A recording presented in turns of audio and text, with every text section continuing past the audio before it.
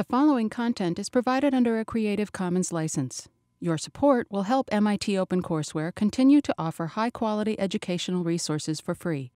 To make a donation or to view additional materials from hundreds of MIT courses, visit MIT OpenCourseware at ocw.mit.edu.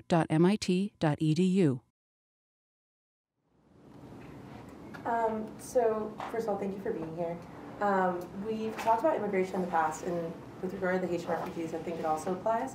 And one of the themes that we studied, I believe, with Professor Turman, was what's the actual reason that people do not want immigrants in the country versus the reasons that they state. So, for example, one of the reasons that people would state would be that immigrants are ruining the economy. But if you one of the reasons why people stay? Oh, sorry. One of the reasons that people state that they don't want immigrants in the country. Oh, state that they... Yeah, is because they say that immigrants will ruin the economy. But then Professor Turman pointed out the fact that Mayor Bloomberg of New York, or the former Mayor Bloomberg of New York, said that New York could not run without immigrants. So what do you think are the actual reasons that people do not want immigrants in the country? Well, first of all, it's not a new phenomenon, and it's not the United States. So, for example, in Europe, a majority of the population of Europe, thinks that that Europe should not permit any Muslim immigrants. Okay, Europe has a certain history, it's called crematoria, for example. That's part of the background, and that's part of the immigration background here too. I can talk about it from a very personal point of view. My father happened to be able to come to the United States before the fleeing from Tsarist Russia, horrible conditions especially for Jews. He made it before the Immigration Act of 1924. The 1924 Immigration Act, for the first time, barred Europeans. Prior to that, there were racist immigration acts, like kept out Orientals. But Europeans were admitted. And there was a very simple reason for that. We were exterminating the indigenous population, so it was a lot of open space. That's what you see glorified in stories about covered wagons going to the west, the pioneers, and of course they were displacing some people who happened to live there, but it's another story. Anyway, there was the continent was open after you've exterminated the population, and you want the right kind of people to come in. And if you go back, the question of the right kind of people was quite delicate. So, for example, Benjamin Franklin, who was the leading figure of the Enlightenment in the United States, he thought we should have discriminatory immigration rules to keep out the wrong kind of people, people who were too dark. And the people who were too dark were Swedes and Germans. Okay, that's Benjamin Franklin.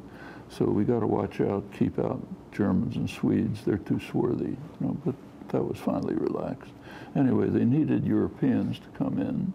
By the beginning of the 20th century, they didn't need immigrants any longer to fill the country. And the constant racism emerged. So the 1924 Act was in reality, it was based against Jews and Italians. What they said is East and Southern Europeans, but that meant Jews and Italians. Well, okay, what happened to the Jews who weren't unable to come until the 1960s? They ended up in concentration camps and crematoria. So it's a serious issue. That's most of my family, incidentally, but the ones who didn't make it, But so the story goes way back. It's not something new, and it's not just the United States. It's Western society generally is infected by very deep racism, and it's even more extreme in many ways in Europe than in the United States. In fact, in Europe, it's even more frightening than the United States. So take this morning's newspaper, if you happen to look at it. The government of Austria there was a coalition government, but it wasn't able to have an agreement, so they have to have an election. And the concern is that the most popular figure in Austria might win the election. He happens to be a neo-Nazi. That's Austria. there's a little bit of history in Austria. Okay, well, you know, that's scary, and it's happening all over. Here it has a special character because of white supremacy. White supremacy is very deeply rooted in the United States.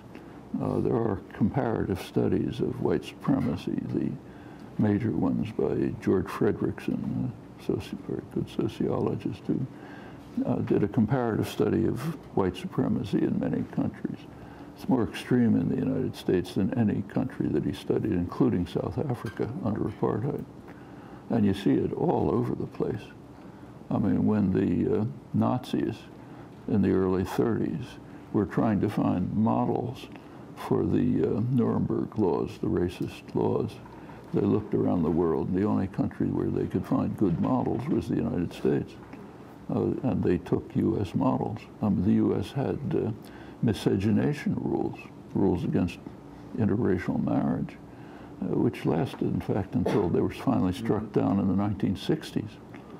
The Nazis didn't entirely take the U.S. laws because they regarded the U.S. laws as too harsh. So the U.S. laws were based on the concept of one drop of blood. None of this means anything, you know, from a biological point of view. It's all totally meaningless. But these are socially constructed categories, and one drop of blood meant if you, by whatever category was concocted, you had one drop of Negro blood, you're black, and then you can't marry a white. Those were laws that were not struck down, I think, until 1967. I mean, you see it all over the place right now. I mean, it's right in front of us all over. In fact, if you look at Afro-American history in the United States, it's pretty remarkable.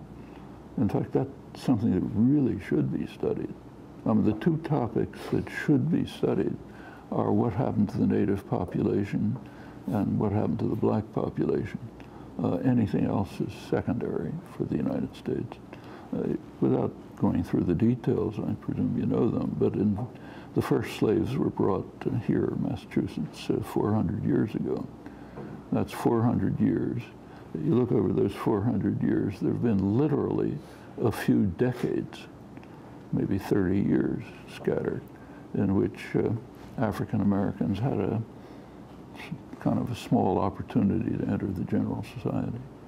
That's quite a record. And of course it has a residue.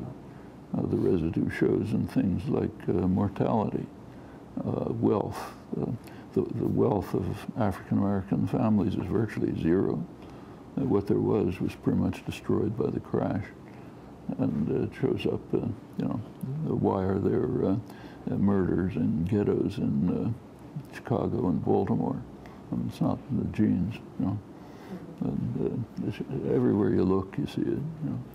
And it shows up, going back to your question, it shows up in the racist immigration laws, which are bad enough now, but the ones that were enacted in 1924 and maintained right through the Holocaust, those were pretty serious. In fact, you probably know the stories, but ships were turned away bringing refugees who thought they could make it. I mean, there's some strange stories if you look at it. They're kind of suppressed, but one quite interesting story is worth looking at if you're interested. It has to do with Japan. The Japanese fascists were kind of only had limited understanding of the Western world. Japan had been pretty isolated. So the fascist leaders, the generals in Japan in the 1930s, were pretty much influenced by Germany. And they knew that they read German propaganda, Nazi propaganda, about how Jews are running the world. And they were very eager to get the Americans off their back. You know, they didn't want a conflict with the United States. So they concluded that the way to get the Americans off their back is by doing something nice for the Jews. And this, in fact, fit with Japanese history, because in the early part of the 20th century, there was a Russo-Japanese war, and wealthy Jews who were very anti-Russian, because Russia was very anti-Semitic, were funding and supporting the Japanese, Jacob Schiff and others, and that was, from Japan, considered that that was part of the reason why they were able to win the war. So they had their own connections with the international Jewish conspiracy that runs the world that they were picking up from Nazi propaganda. So they concluded that the way to mollify the United States was to bring Jews from Eastern Europe to Japan. And there was a period of the Nazi-Russian pact, you know, where people could move. And in fact, there was a considerable number of Polish Jews, very Orthodox Polish Jews, the kind you see with black hats and white shirts and, you know, payas and all this. You see, they were brought from Poland to Japan, which was a feudal society. The culture contact was incredible. There's all sorts of interesting stories about it. But the point here is that the Japanese assumed that if they brought Polish Jews to Japan, the American Jewish community would welcome them here. They didn't want them to stay in Japan, of course. They thought they'd go on to the United States. They stayed in Japan. Nobody wanted them here, including the Jewish community. And there's plenty of stories like that. As soon as you start to lift the veil very slightly, you find it everywhere.